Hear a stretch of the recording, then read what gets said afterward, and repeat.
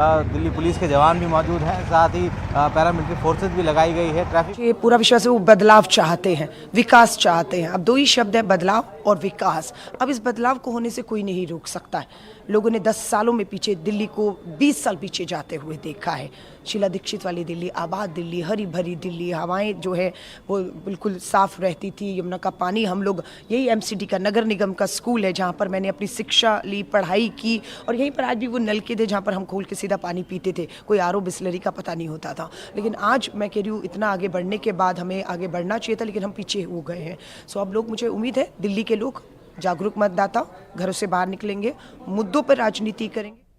तो 1.5 करोड़ से ज्यादा वोटर्स हैं संदीप, अभी हम सुन रहे हैं अलका लांबा को। और सबसे खास बात यह है कि वोटर बहुत ही ज्यादा जागरूक है। जनमानस को समझ पाना थोड़ा मुश्किल है, बहुत साइलेंट वोटर है। और देखिए भी पा रहे हैं, जैसे आपने भी अभी बात करने की कोशिश की, तो वोटर ने कुछ कहा नहीं।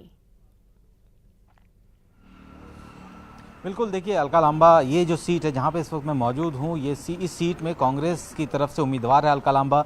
कांग्रेस से लंबे समय से जुड़ी रही, फिर वो आम आदमी पार्टी में गई और उसके बाद फिर यहाँ पे कांग्रेस की तरफ से वो उम्मीदवार है और वो अपनी जीत का दावा कर रही हैं। हालांकि उन्होंने ये भी बात कही कि जो कांग्रेस का जो खाता खुलेगा वो इसी सीट से खुलेगा। और ये दिलचस्प इसलिए भी हो जाती है ये सीट क्योंकि यहाँ पे जो 3 कैंडिडेट है, यानी आम आदमी पार्टी की तरफ से सीएम आतिशी है, साथ ही अलका लांबा यहाँ पे कांग्रेस की तरफ से है, और रमेश बिदूड़ी जो कि 2 बार के सांसद रहे हैं, 3 बार विधायक रहे हैं और अपने बयानों के लिए बहुत ज़्यादा चर्चित भी रहे हैं, वो भी इस सीट से अपनी किस्मत आजमा रहे हैं। अभी फिलहाल जो युवाओं का रुझान है वो बहुत कम नज़र आ रहा है। बुजुर्ग लोग सबसे ज़्यादा इस वक्त घरों से निकल कर आ रहे हैं क्योंकि उनको भी ये पता है कि जैसे जैसे दिन चढ़ेगा भीड़ होगी, लाइन में लगना पड़ेगा। लिहाजा सबसे पहला काम वो यही कर रहे हैं कि वो सबसे पहले अपने पोलिंग बूथ पर जाकर अपना वोट कास्ट कर रहे हैं, ताकि बाद में दोपहर को लंबी लाइन में, लंबी कतारों में खड़ा ना होना पड़े। और कोशिश की गई है चुनाव आयोग की तरफ से कि चुनाव पूरी तरीके से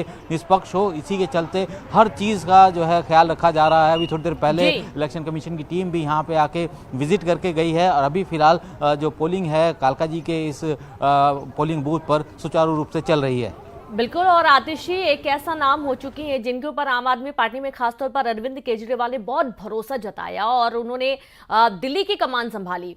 अब एक बहुत बड़ी चुनौती भी कह सकते हैं, क्योंकि जाहिर सी बात है यहाँ पर अलका लांबा और भी कई पार्टी के दिग्गज यहाँ चुनावी मैदान में हैं, और ये आतिशी के लिए एक साख की बात होगी संदीप।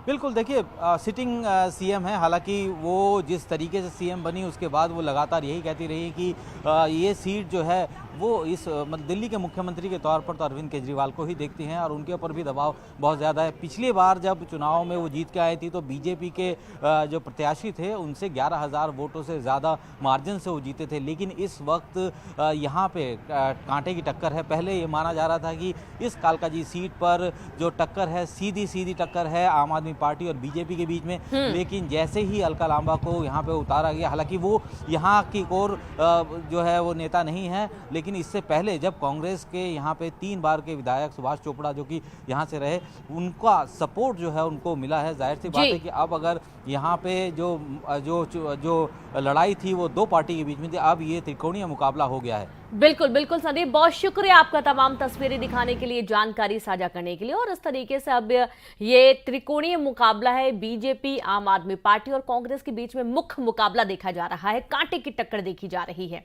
और चलिए अब देखेंगे सुपरफास्ट खबरें तेज अंदाज में।